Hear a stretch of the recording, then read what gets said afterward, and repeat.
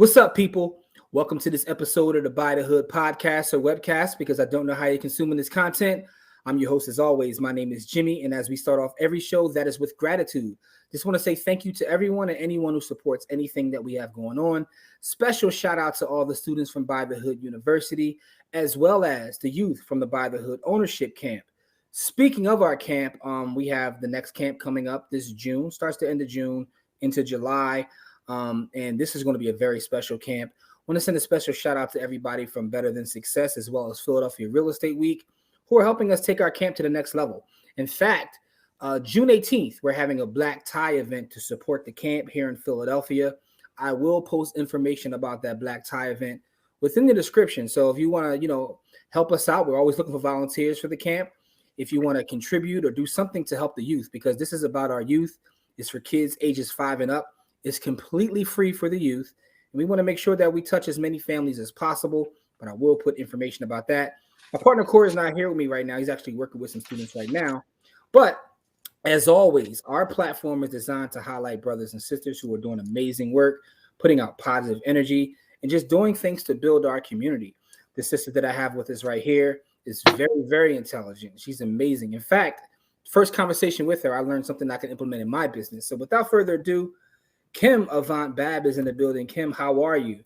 I am amazingly honored to be here. Thank you. Thank you. Oh, thank you so much for saying that. First and foremost, I definitely just want to say thank you for sharing your time. I know time is our most valuable asset, so it's definitely appreciated. But this is about you. We want to highlight you, your work, what you got going on. So to start, can you tell us about your background? Where are you from? Where are you born and raised?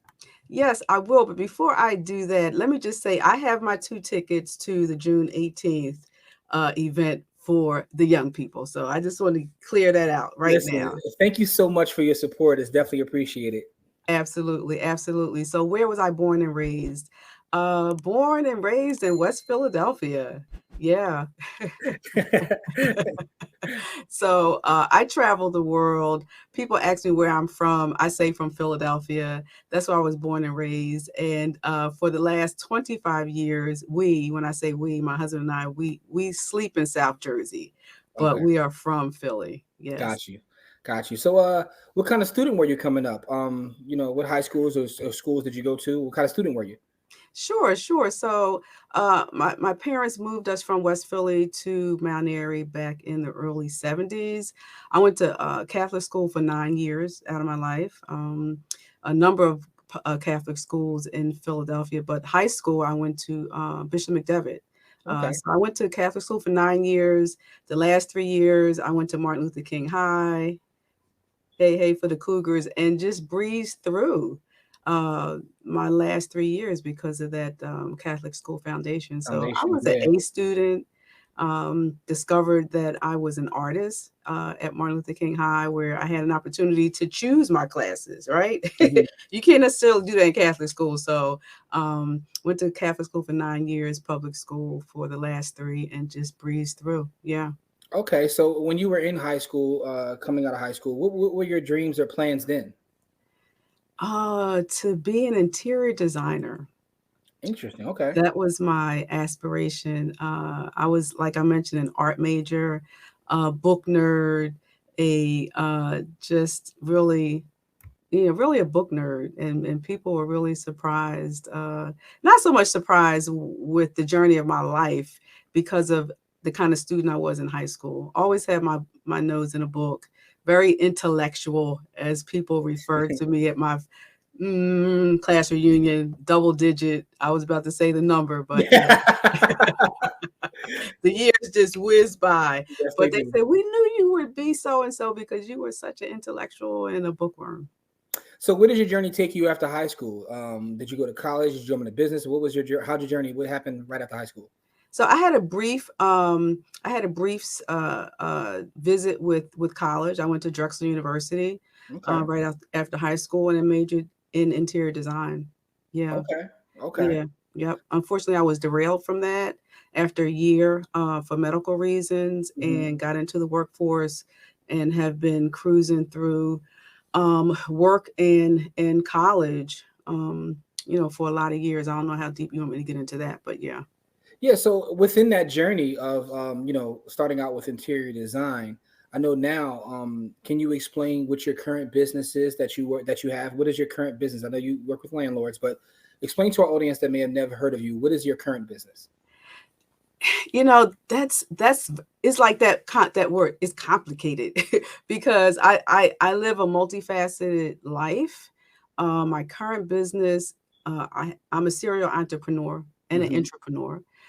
So for the last 30 plus years, my husband and I have built and operated Babb Properties, which is a company. We're real estate investors. We invest in single family rentals in the Philadelphia market. So we've been doing that for 3 decades. And currently, I would say a year and a half ago, I started Legacy Real Estate Consulting, which is the educational arm of Babb Properties, which is where the whole landlord strategist education and supporting the landlord community comes in. Yeah. Okay, so you taking your experience and things that you learned along the journey to help other landlords, right? Exactly, exactly. Now, simultaneous to that, I had a 9 to 5. So I was working a 9 to 5 that I just retired from a year and a half ago at the state level. It was a benefit to me that my career path or my 23-year career, um, paralleled real estate. So Okay. I retired from the state of New Jersey, working for the New Jersey Redevelopment Authority as chief strategy officer, and just navigating the whole aspect of community development around redevelopment, financing redevelopment projects in urban communities across the entire state of New Jersey. And then the last 12 or 13 years of my career being an entrepreneur and creating, operating, and managing the Redevelopment Training Institute. So it's a couple of things based upon what you said, right? I found interesting, right? One is sometimes when people ask me about getting into real estate, I tell them, and they hate when I say this, and I always say, get a job somewhere in the industry, right? Learn the Mm, jargon, learn the vocabulary, learn how things work. Even if your long term goal is to go out on your own, you can learn so much and meet so many contacts from doing that.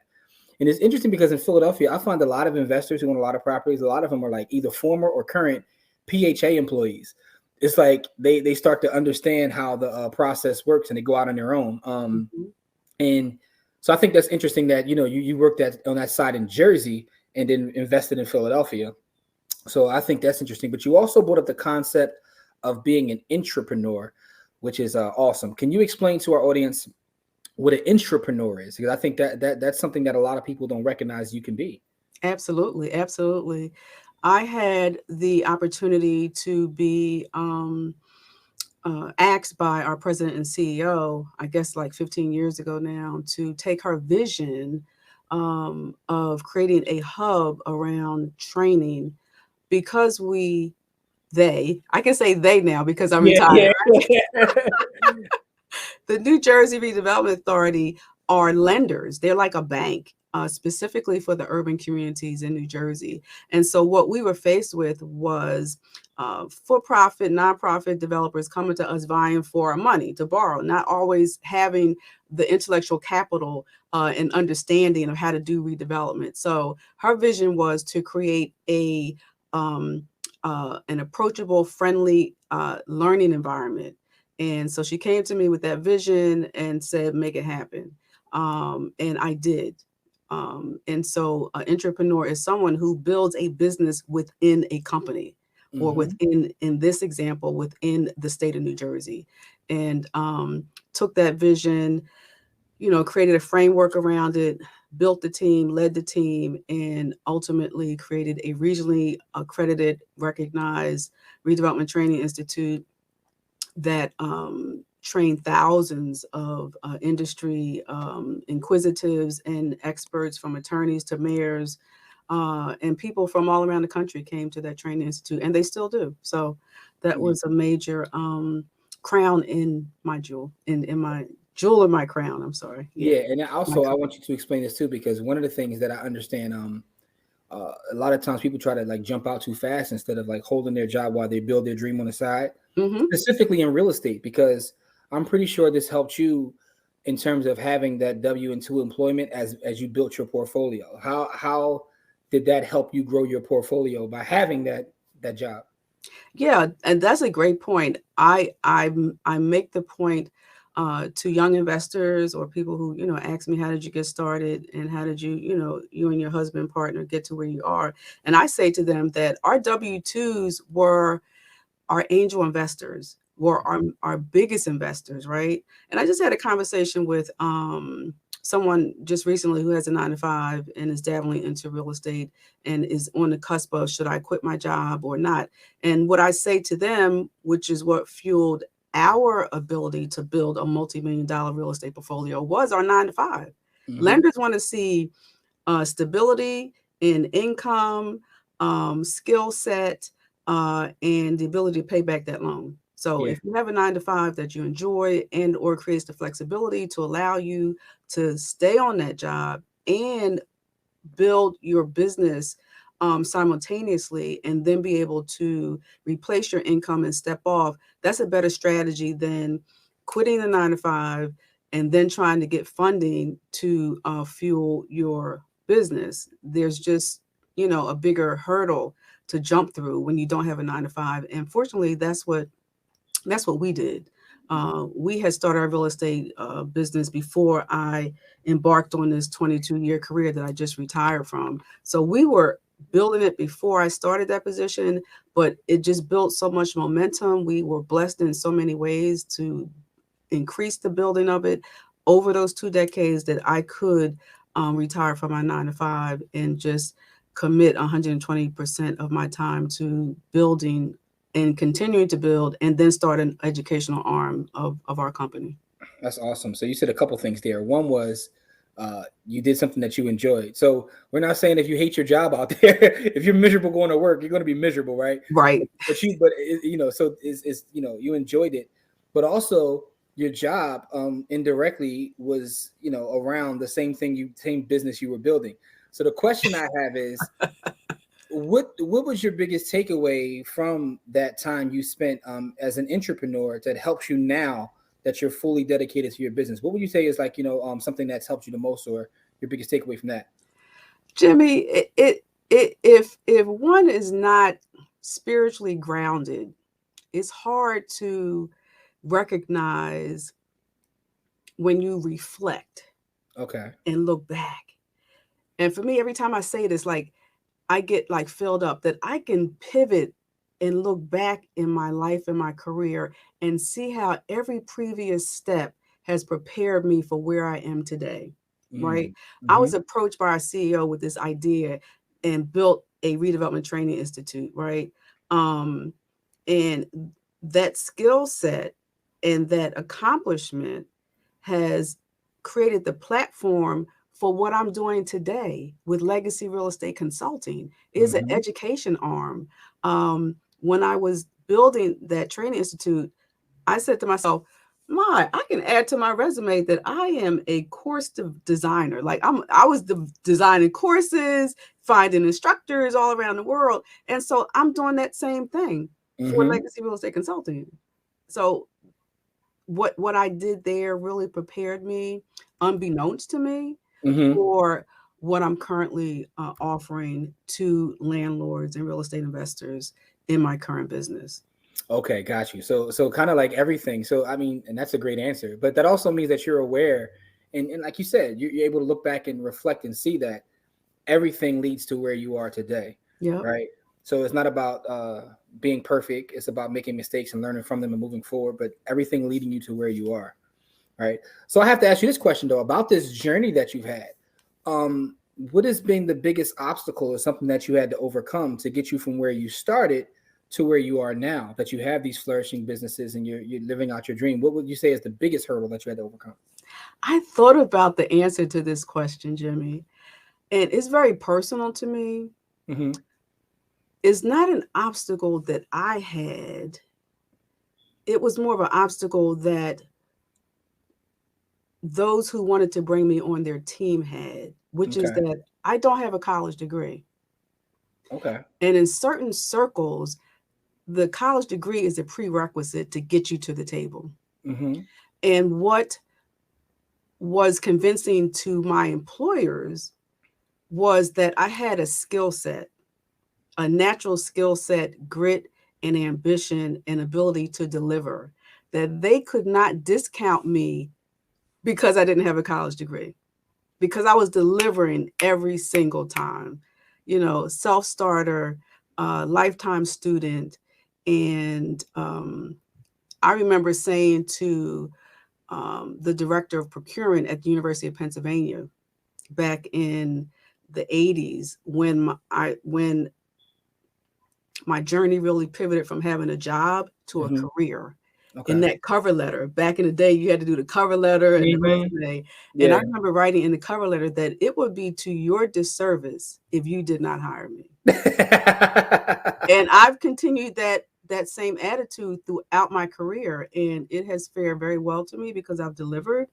But being sometimes in those, I don't want to say elitist rooms, because sometimes they are, they are. Yeah. Where if you don't have a degree, people try to make you seem small. But you were so good at the job that they couldn't deny you, right? They couldn't deny me. And so an added challenge to that imposter syndrome reverse is that I matriculated, not including the first time at Drexel, but 4 times to universities over my career, saying in my mind, I got to get this piece of paper. I got to get this piece of paper to qualify or justify. But every time I had to relinquish, I had to discontinue that college, experience, because I was getting promoted. I'm like, so do I dedicate the time to the books, or do I dedicate the time to, boning up on taking advantage of this promotion? And every time I said, they're offering you the promotion because you've obviously got what it takes. So books, I'm putting you on pause. And I went back, 1, 2, 3, 4 times and finally said, listen, as chief strategy officer, 2 people removed from the governor, I think I'm cool. Yeah. Let me ask you this question. Right. I don't think I need that piece of paper right now. That's an interesting response to that question. But let me ask you this, though, building on that. If you had someone who's younger in your family, or a kid, or just someone looking for mentorship, and they ask you that question, they were on the fence about going to college or not, what would your response be, considering your experience, right? Because from what I'm hearing is, if you would have had the degree, you probably would have still ended up in the same place, but it might have been a little bit faster. Is that, if I'm reading that right? Or not necessarily, not faster. Not necessarily. Okay. So what would your response be to someone asking for your opinion about the college, getting that college degree? Sure. Someone said something very profound to me early in my career in the form of a question. He asked me, what is one of our greatest assets? And I pondered it for a while. Long story short, he said, one of our greatest assets is our ability to reinvent ourselves at any time. Right? And we can do that through knowledge and education. So if we want to be an image consultant, that's all we need to do. You don't even need to go to the library anymore. You can get on your, smartphone and just, Google and learn and read a book a week on image consulting. And if you need to go through a certification, fine. But we have the ability to reinvent ourselves. So what I would say to a young person is that, because college is not for everybody. At all. Right? But everybody has a skill set and an acumen. So now I'm not talking about, rocket scientists or surgeons. Yeah, no, I get it. Certain things, yes. I need you to go to college to get that. Yeah. But if there's something that you're interested in, study up on it and network. Right? Build your interpersonal skills and your professional skills, and your work acumen. Build yourself internally so that you can articulate what your vision is. And once you educate yourself and bone up, put it out there and deliver. The other profound statement that was said to me, I asked a woman that was on the panel that I was very respectful of and impressed with, how did you get to where you are? She said something to me that I share with young people. Do what you say you're going to do. And if you can't, communicate that you can and what the options are. So it comes down to work integrity and work ethic and communication. So it's really a compilation of many different things that I would say to young people, but you have to apply yourself. You have to have the discipline. You have to be hungry. You have to be consistent. And you can't let people tell you no. Like you really have to challenge no. Mm-hmm. I'm not qualified. Why not? What do I need to get to be qualified? You got to be assertive. Mm-hmm. Listen, in getting to your actual, your real estate business, I was telling you, like, the first time that me and you had a chance to speak, I learned something from you about screening tenants, and I'm like, man, and that's the beauty of it, though, right? I've been in real estate for over 20 plus years, but I'm still learning. I'm always learning Mm-hmm. from other people's experience. Um, so you've picked up a lot of gems and things along the way as a landlord. So do you guys self-manage all of your property? Yes, we do. Okay, okay. And so you said that it's primarily residential. Do you just focus on residential, only residential? So yes, we primarily have single family. Where we Okay. got our start, though, I always give credence to my mother-in-law, the late Estella Babb, who introduced us into real estate. We got our start managing her multifamily units in Queen Village. She had Okay. triplexes, right? And so we've done triplexes, but we have single families, yeah. Okay. Okay. Is that like your preference, or do you guys like, because I'm gonna tell you why I'm asking this, right? I have this like unpopular opinion, because a lot of times you go online, you see people talking, everybody wants to get the 50 unit, the 100 unit. I like single family homes, right? Mm-hmm, And I know I'm in the minority in saying that, but it's a reason for that, right? mm-hmm, I find them to be easier to find great tenants. mm-hmm, I also find them to be more liquid. And mm-hmm. where I'm at in my career, I like liquidity, right? So if I'm selling a single family home, I'm open to first time home buyers, other investors. I'm open to pretty much everybody. Right, There's not too many people that are looking to buy a 20 unit building other than other investors. And if you're an investor, you're not trying to pay market rate anyway. right, So that's right. just a personal opinion. So I was wondering, like, when you say that we deal in single family, is Mhm. that a strategy behind that, or that's just how things worked out? Is kind of both, in that, as I mentioned, we used to manage my mother-in-law's triplexes, right?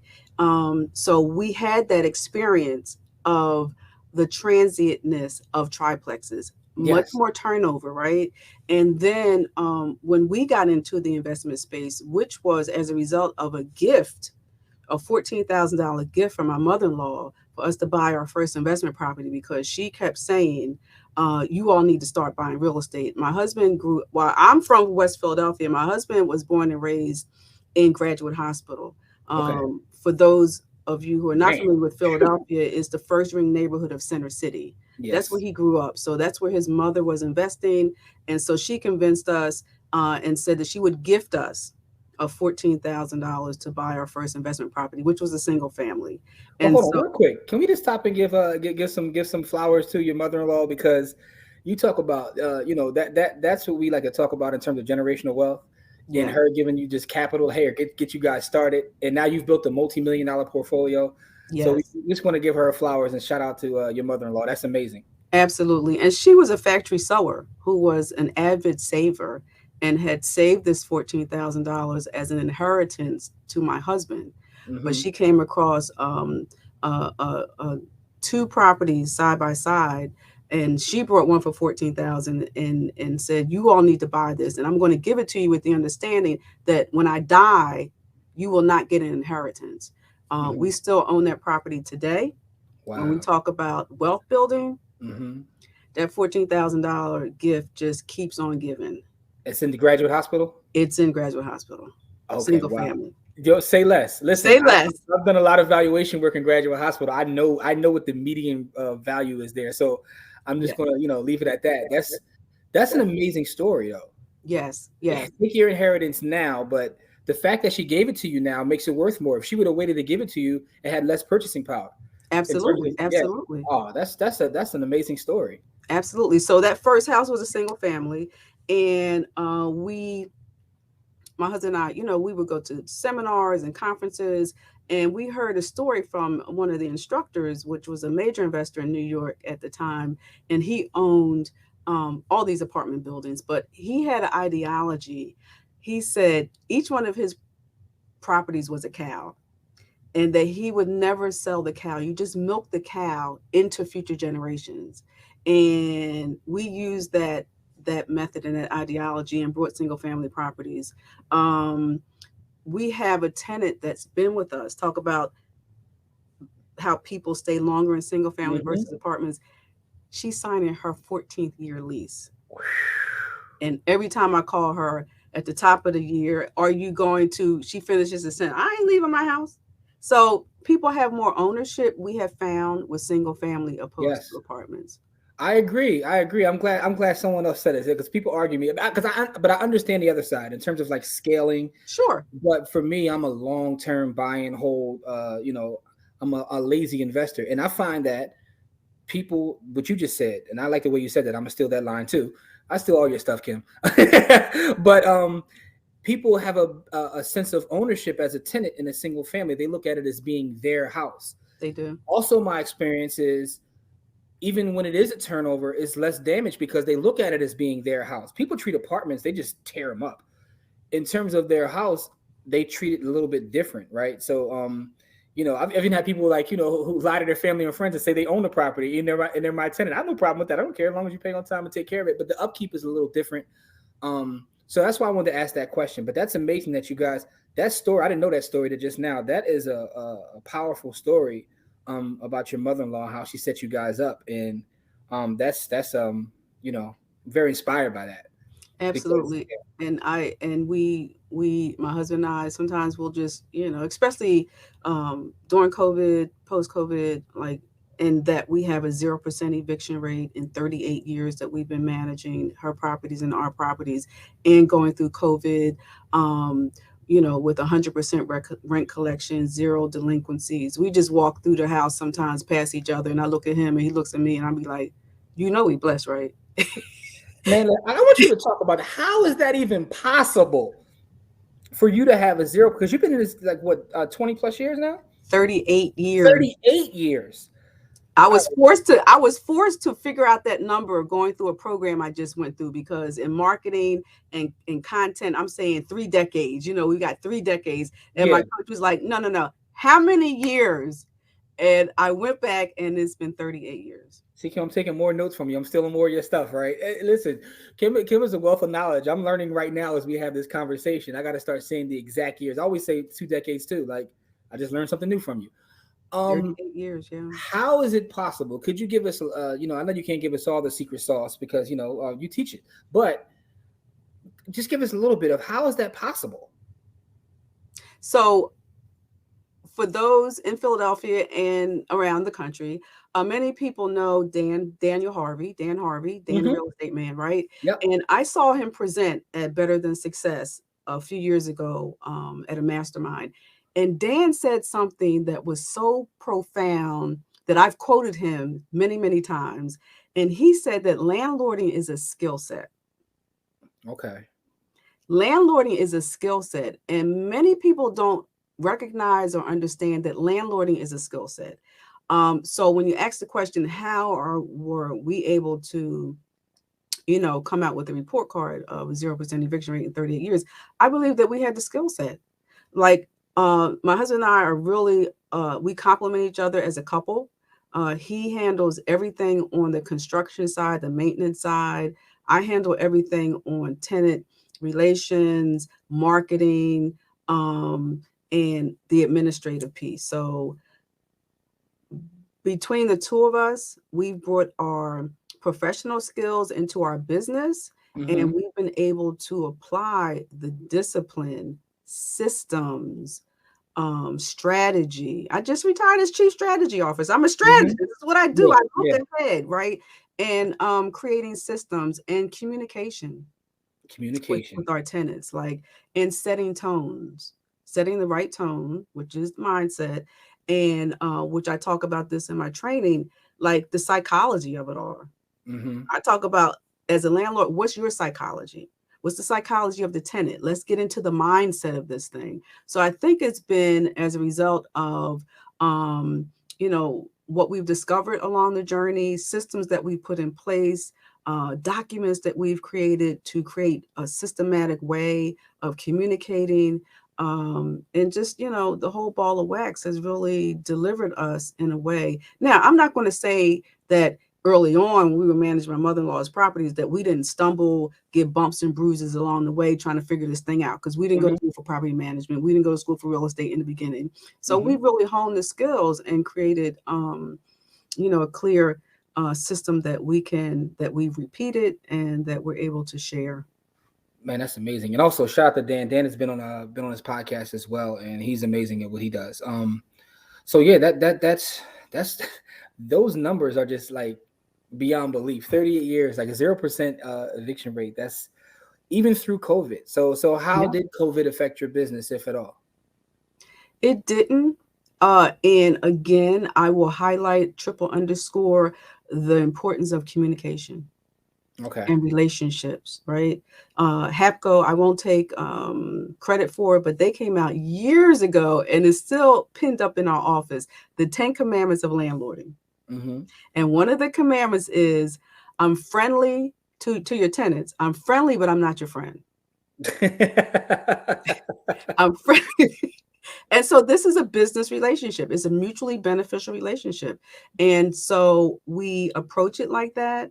When COVID hit, because of our business relationship with our business partners, as we call our tenants, because they are our on-site property managers, right? They are managing our whole different way to look at it. That's that mindset you're talking about. They're managing our asset for us. I reached out to each and every one of them personally and asked the question, how you doing? In reference to COVID. And I shut my mouth and I listened to them. And many of them said, I'm okay, I'm working from home, or they shared whatever their situation was. But before I called them, we had created a rent deferral policy for our company. Okay.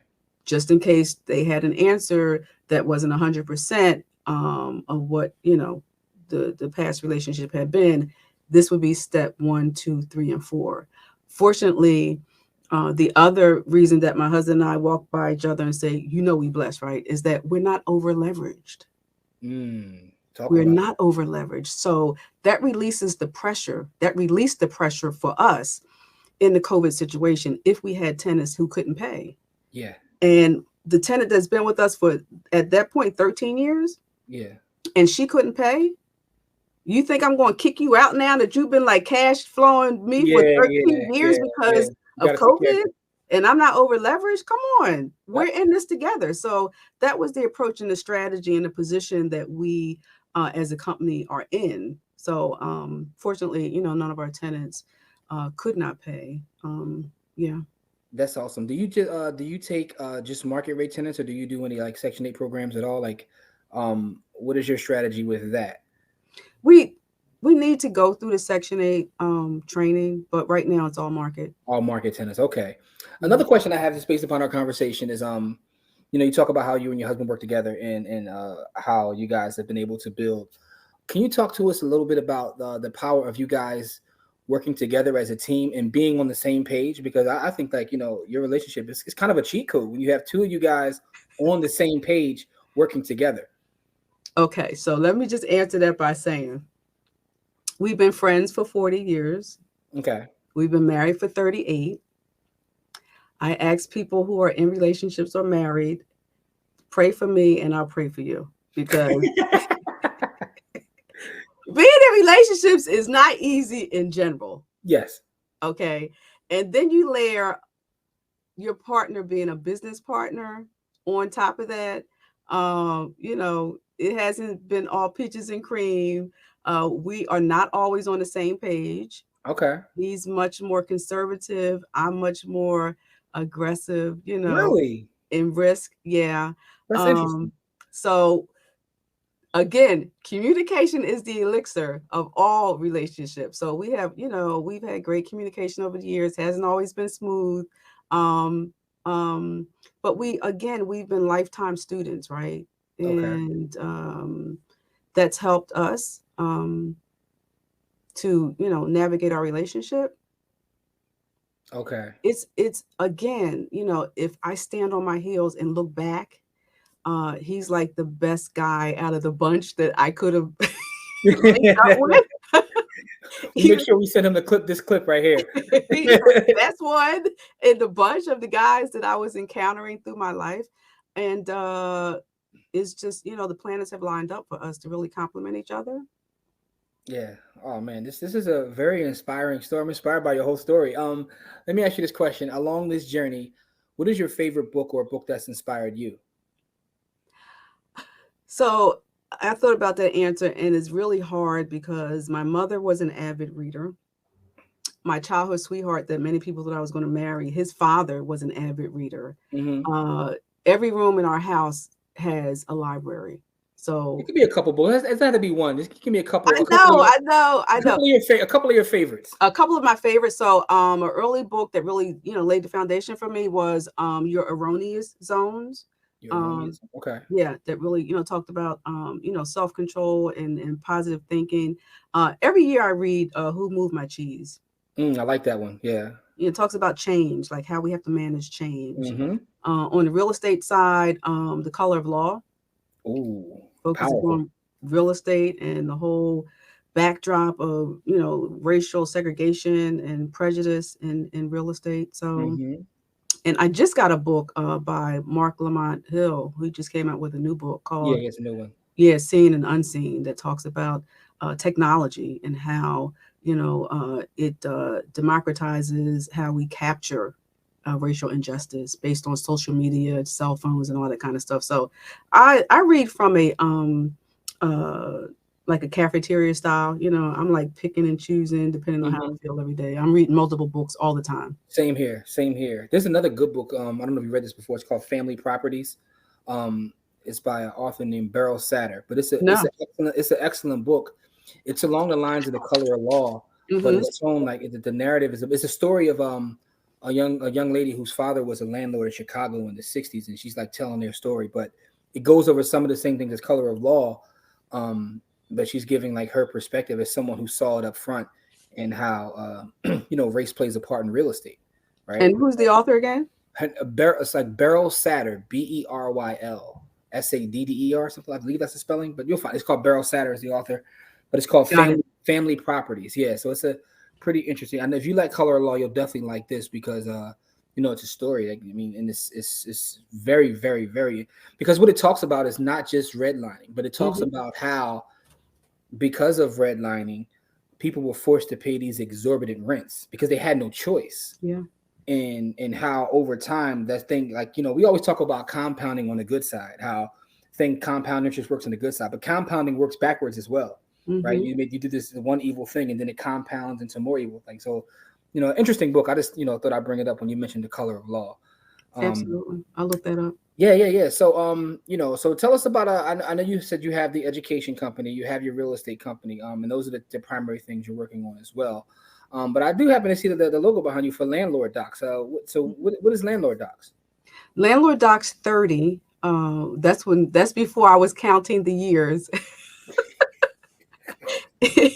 Is a digital property management document bundle that we took to market about 3 years ago. Okay. Because at one point, my husband, he would ask me for a blank copy of our application, a blank copy of our lease to share with someone. And the light bulb went off. As the administrator, having created all of these documents over the years. And I said, if Microsoft has a bundle, we have a bundle.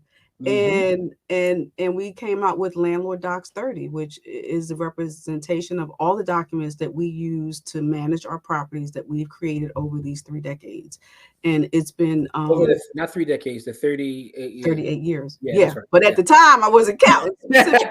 30, Landlord Docs 30. And so we took it to market. And I mean, it just was well received by landlords, aspiring landlords, existing landlords. It gives you it's like 30 documents, but it covers everything: addendums, leases, applications, to help you not have to go to Staples and buy just an off-the-shelf lease. Our lease is a 10-page lease. It covers many, many clauses. So we went to market and offer that to landlords because many of them don't know where to start. And this is a great bundle to get them what they need to manage their property. Awesome. Only have 2 more questions for you, right? Sure. So the first question would be, if someone is coming to you now as an aspiring investor, they're just getting started, what would be your advice to them? What would be your first piece of advice? What's the first thing they should do? They're saying, listen, I'm, fresh out of high school or college. I want to become a real estate investor. Mm-hmm. Miss Kim, what should I do? Mm-hmm. What you should do, first of all, is do your research. Read as much as you can about real estate. Learn the terms, and just the industry in general. And I kind of respond with, if I knew then what I knew now, that's what I tell young people. Buy a multifamily unit, like house hack, buy a duplex or a triplex, Mm-hmm. so that you can build that foundation of an asset to leverage into other things. Like when we first started, we bought our primary home. We didn't know, no one told us that a strategy could be buy a duplex, live in one, And rent the let other your one. tenant pay and leverage that and get your dream home, right? Mm-hmm. So that's what I'm teaching young people and any aspiring investor now. If you're okay with delayed gratification, get into multifamilies now and just bone up, do your research. If you're looking for a mentor or someone to, interact with that season, come with questions. Don't come Mm-hmm. with teach me, Yeah. the language. No, do your homework, do your research, be assertive and tenacious, and then come with questions. Great, great. And I like that analogy you used too about the milk and the cow. Because I always look at each property as its own business. Mm-hmm, Also, I've made the analogy of each property as its own bank. mm-hmm. Um, but the milk and cow, I like that one too. I gotta steal that too. And I if I like, can add to that, Jimmy, what we say to our three sons, mm-hmm, who, when we talk about generational wealth, we say to them, like, we have been, with the help of your grandmother, we've been financial revolutionaries in our mm-hmm, family, right? And the broader sense is, how a $14,000 gift and gentrification mm-hmm, created a multi-million-dollar real estate portfolio. mm-hmm. That's really the recipe. So we tell our sons, in reference to the cow, you can take these cows and milk them into future generations if you just Yes. maintain them. Yep. And the one thing is, you also had time. You've given it time, so it wasn't as soon as she gave you the 14,000 hours, but over time, it's went up. Crazy. But that's the thing. It's your whole story is inspiring because now you're on to the third generation that's going to benefit from grandma's 14,000. And also, what's inspiring about that story is you said grandma was a seamstress, right? Like she just was a great saver, Yes, she and was. her decision to be a great saver are going to change the lives of grandchildren and future grandchildren. So that is a very, very powerful story. That's what we talk about, like black wealth. That's what it looks like. And and the three other components that really add to the recipe of success for us is, to your point, timing. We brought the right location at the right time at the right price. Yep. Yep. Wow. So what does the future look like for you, Kim? Now that you're retired and you're focused fully on all your businesses, what does your future look like? I am free to be me.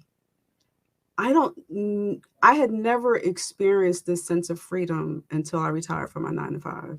Hmm. To be as creative and exploratory, um, without any boundaries, without having to ask for permission, without having to ask for time off. So I'm in such a freeing and creative space right now. So what the future looks like for me is, if I can, and I will keep, growing, educating myself, serving, and financially supporting in the philanthropic way. Like, I'm hitting on all of those cylinders. Life is great. Life is great. That's So amazing to hear. I'm in a place. I've incorporated a motto: learn, earn, and return.